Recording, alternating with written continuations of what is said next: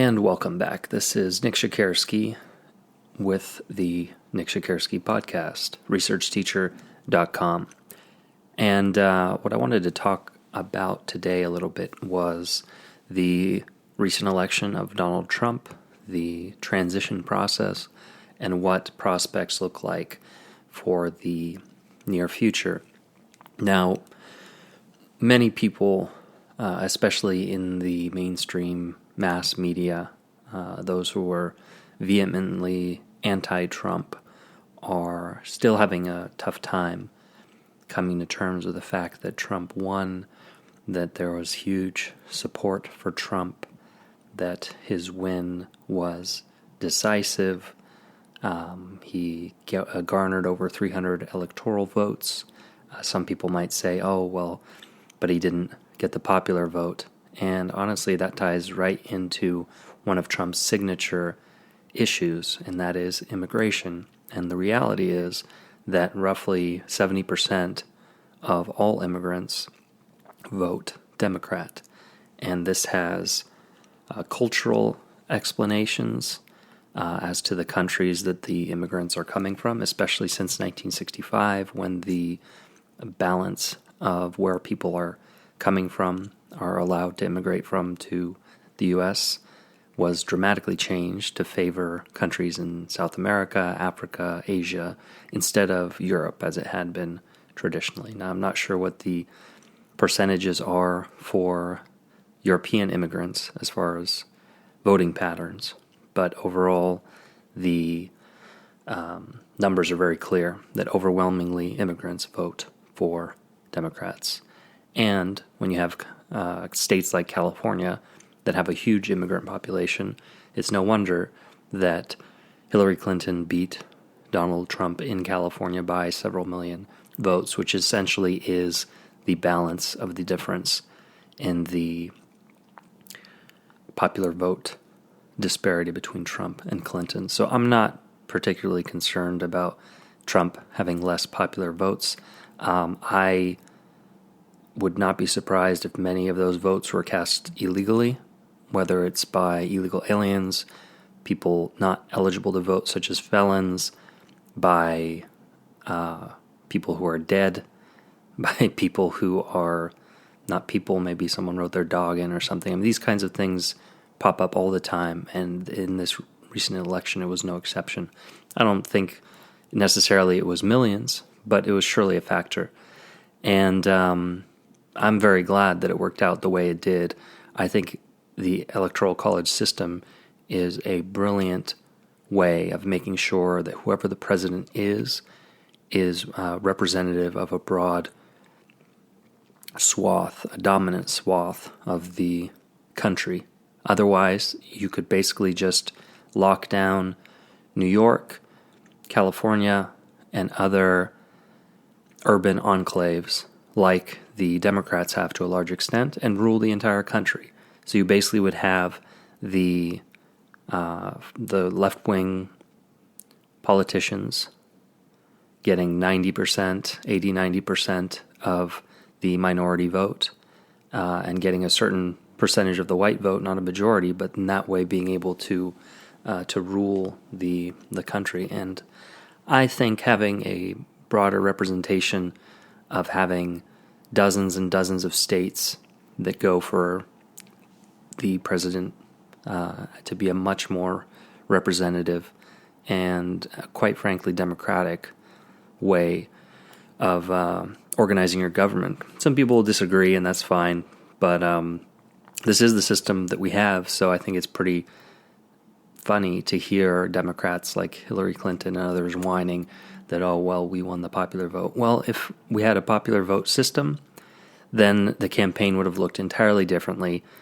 Different appeals would have been made to different groups in different states, and the states that were focused on in this system would not have been focused on in that way, because everyone was looking at the Electoral College math and what it took to get there. I mean, not everyone, obviously not Hillary Clinton's campaign team, because they didn't focus on states like Wisconsin, where she didn't go for, I think, 6 or 7 months prior to the election, and she ended up losing it, but she thought she would win it. But, well, the reality turned out to be different than what the billion-dollar campaign of Hillary Clinton was able to foresee.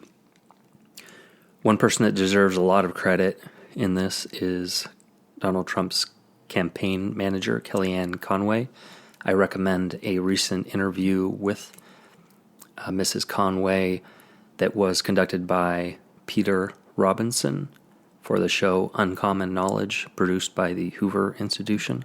I'll leave a link in the post for this, but you can search on YouTube too, Kellyanne Conway, Uncommon Knowledge, or Peter Robinson, and you'll see that. It's a good interview. She really helped conduct this masterful campaign. She wasn't there from the start. I can't remember when she came on board, but she was actually originally a Cruz supporter. But she ended up running really one of the most successful, if not the most successful, political campaign in American history. Trump was given no chance of winning in the early days, and then as time went on, it inched upwards, but basically Trump was totally discounted, and he ended up having not even yet been inaugurated, really turned the American and to a large extent global political system on its head. And as this transition process has been going on, the media is rife with speculation as to who Trump will pick, what direction his administration will go. But the theme of demonizing Trump and trying to scare people into thinking that the world is ending and this is a reckless person who's going to put us in grave danger has gone on unabated. And I think this is unfortunately going to be something that will characterize the entirety of Trump's presidency, whether it's 1 or 2 terms. I think 2 terms definitely, and as long as he's healthy and able to run a second time, which all signs indicate he will be.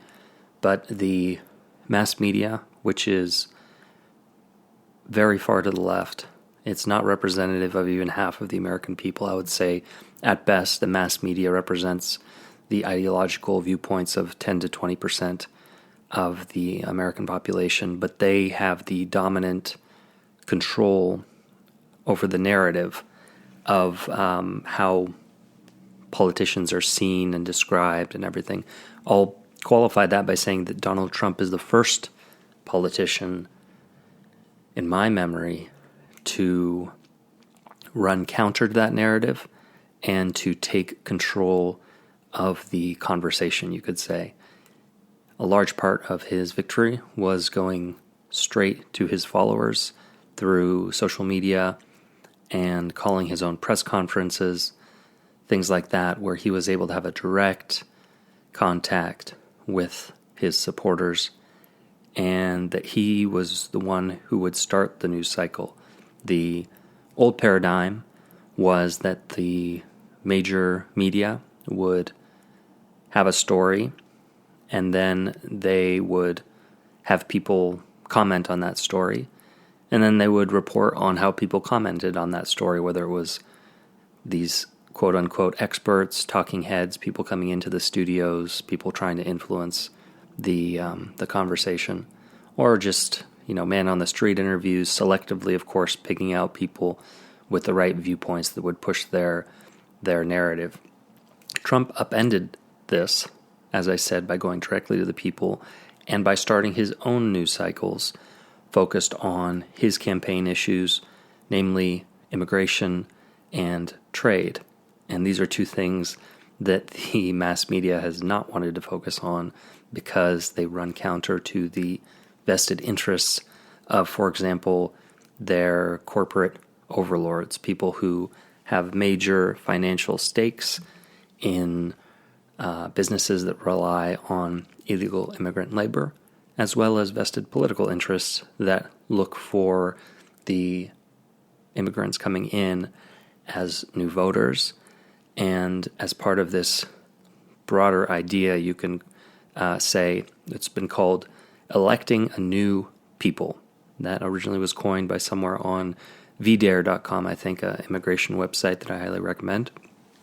And the idea is basically that you, as a politician, you try to achieve your goals but you run into resistance, and at a certain point you realize that you're not going to be able to achieve what you want with the population that you have. So instead of trying to appeal to the needs of the people in order to gain political power, you replace the people with subjects, you could call them, because these aren't citizens. We're talking about politicians who want to dominate over passive subjects.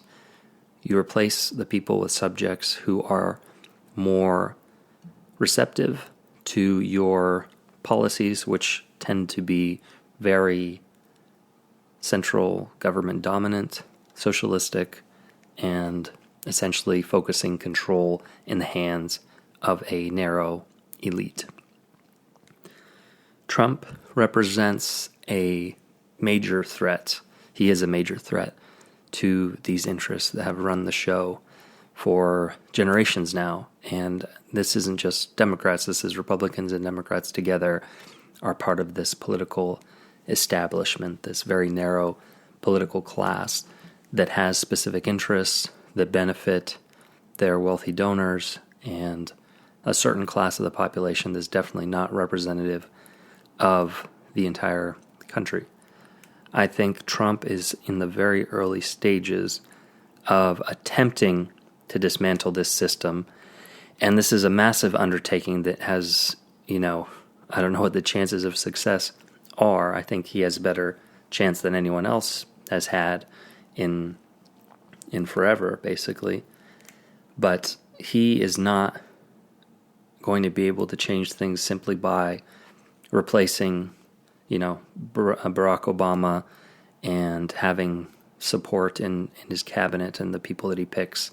This is going to be a years-long process of administratively changing the dynamic in Washington and actually just removing a lot of bureaucrats.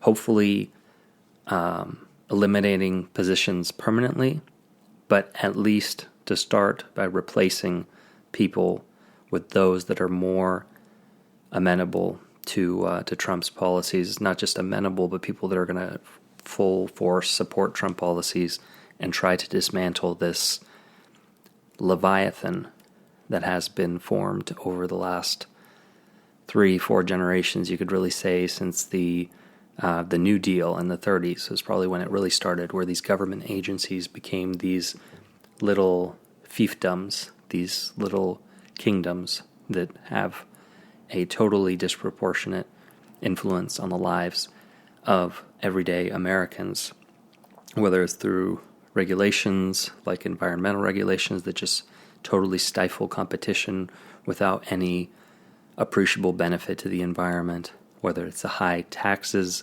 that force people to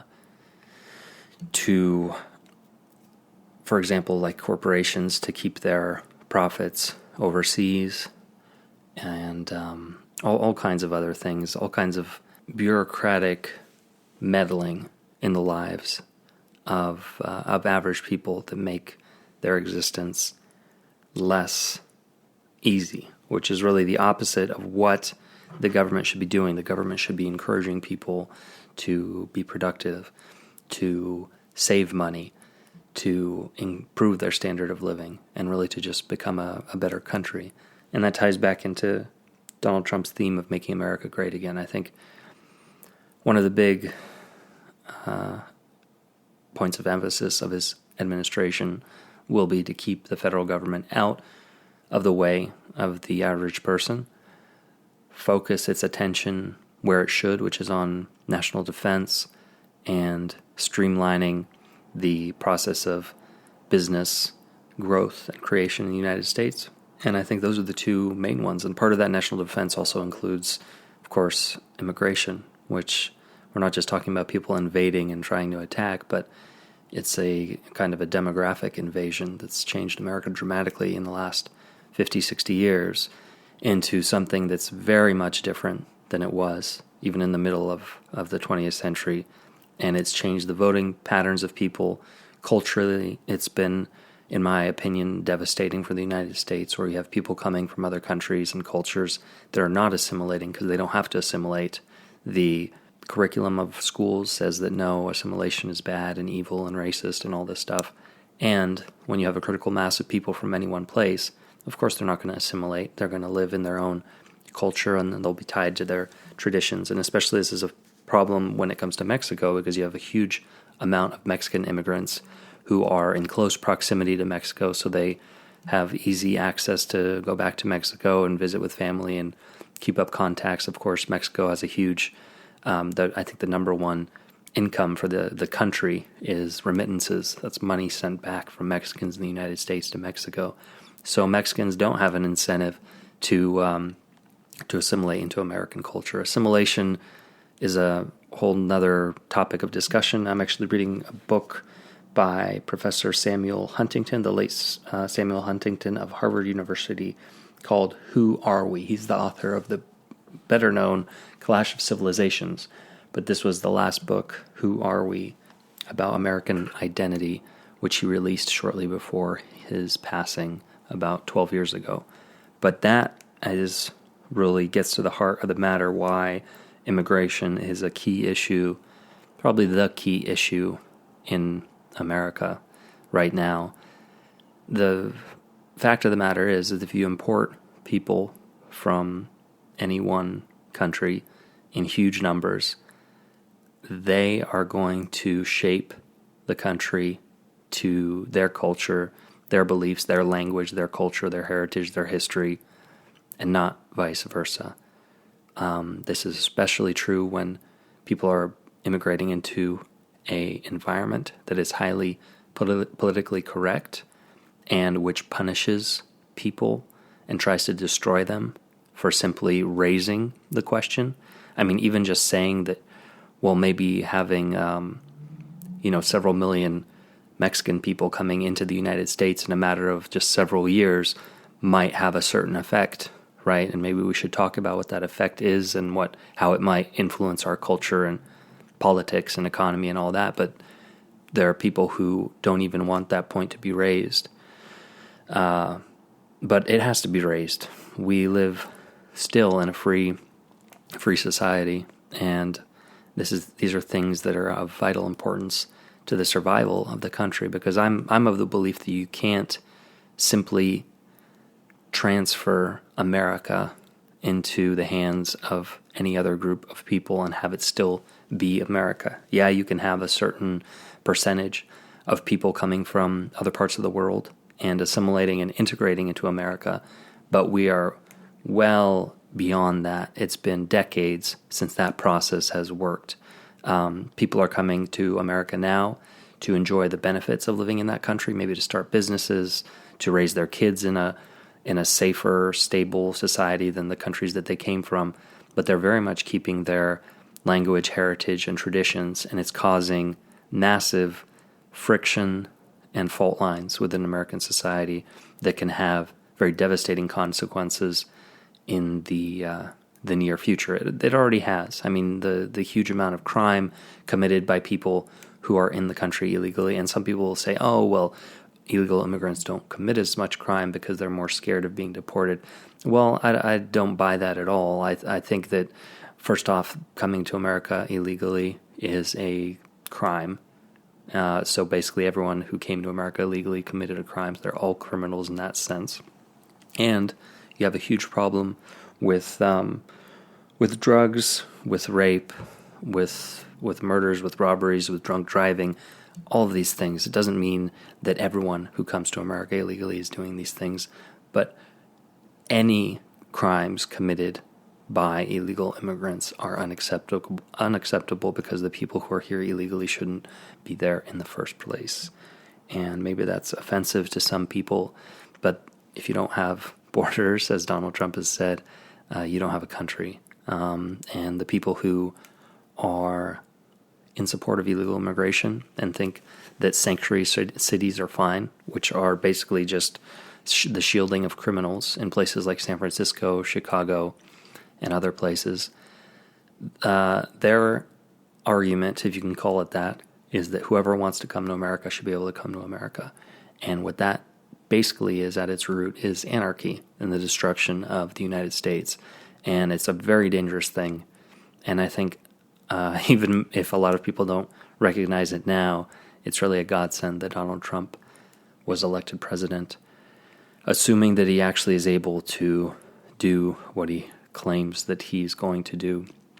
And honestly, even if that didn't involve deporting most of illegal immigrants, as long as the worst criminals, of which there are several million in the United States in our federal prisons, are deported, and the spigot is turned off to where you can not easily illegally immigrate into the United States, and you send a strong message to everyone around the world that no, America isn't a revolving door for anyone who wants to come in here. There's a process. You have to be vetted, and you have to want to become an American, a functioning member of American society. We have 6 weeks or less, I think about 5 weeks until Inauguration Day. In the meantime, the Trump transition team is busy selecting their future cabinet. Of course, these things are still, I don't think it's not every position, but many of them have to be approved by Congress, so we'll see how that process goes. But I think just from what I've seen, like Trump and his team are very focused, very active, and I think we are in for a really powerful, wild ride in a positive way for the United States and for the world. And I think we're going to see amazing economic growth in the United States that people will all of a sudden see, like, what the hell, why wasn't this happening in the last 8 or 20 years? What were the factors that stifled American growth, and who was making money off of that? So I think that's going to be a big thing. And people are going to rediscover pride in being American. I don't think people ever lost that, but they may have started to think that, well, America's best days are behind it, and we're kind of just going to have to manage with what we have now, and, we're just part of a global community or something like that. I don't believe in the idea that America is chosen by God as a land of exceptionalism, but I think the unique factors that made America great have been stifled for various reasons over the last 50 plus years. And I think through the Trump presidency, we're going to see those restraints come off, and America will be free to grow and to really set a powerful example of freedom and prosperity to the rest of the world. So that covers it for now. This is going to be an ongoing topic of conversation for years to come. But those are just a few thoughts to throw out there. If you have any thoughts of your own to share, then check me out on researchteacher.com. You can leave a comment, and I will talk to you next time. Bye.